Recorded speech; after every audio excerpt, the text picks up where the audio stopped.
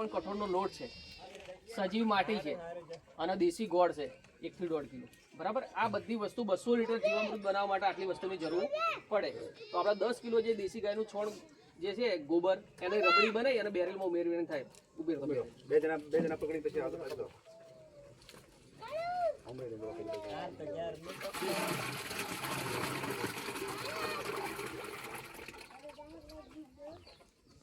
પછી આ ગૌમૂત્ર છે એ ખાલી કરી દો 10 લીટર.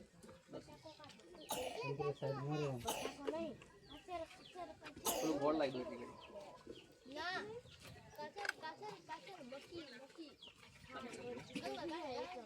અને બરાબર પાણીની અંદર વગાડ દેવાનો. થોડી વાર વહેલા વગાડો ને એટલે ઓગળી જાય. ચણાનો લોટ આવવા દો.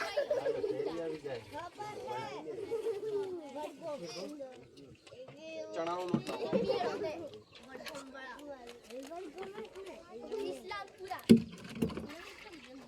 પછી માટી જાય.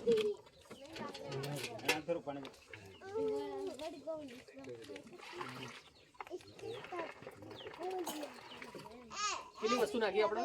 ગાયનું ગોબર, એનું ગૌમૂત્ર, બરાબર. પછી ચણાનો લોટ અથવા તો કોઈ પણ કઠોળનો લોટ 1 થી 1.5 કિલો અને સજીવ માટી અને 1 કિલો દેશી ગોળ. 5 વસ્તુ ટોટલ આપણે અંદર નાખી 200 લીટર બેરલની અંદર. આ 5 દિવસની અંદર, ઉનાળામાં 5 દિવસમાં અને શિયાળામાં 7 દિવસે જીવામૃત તૈયાર થઈ જાય. દરરોજ સવાર અને સાંજે આને 2-2 મિનિટ હલાવવાનું થાય. હવે આવા કોઈ વૃક્ષ હોય એના નીચે, છાંયડામાં અથવા તો તમારું શેડ હોય, ગાયો ભેંસો બાંધતા હોય એના નીચે છોડાની અંદર આ બેરલને રાખવાનું. ઉપર કપડું રાખવાનું, કોથળું રાખવાનું, ઉપર ઢાંકણ બંધ કરવાનું નહીં, બરાબર. એટલે 5 થી 7 દિવસમાં નારિયેળ તૈયાર થઈ જશે જીવામૃત. અને બીજા 10 દિવસની અંદર, 7 થી 10 દિવસમાં તમારે એને વાપરી દેવાનું.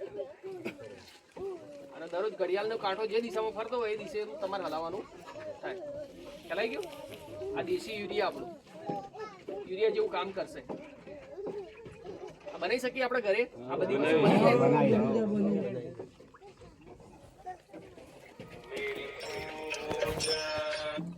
બંધ કરો.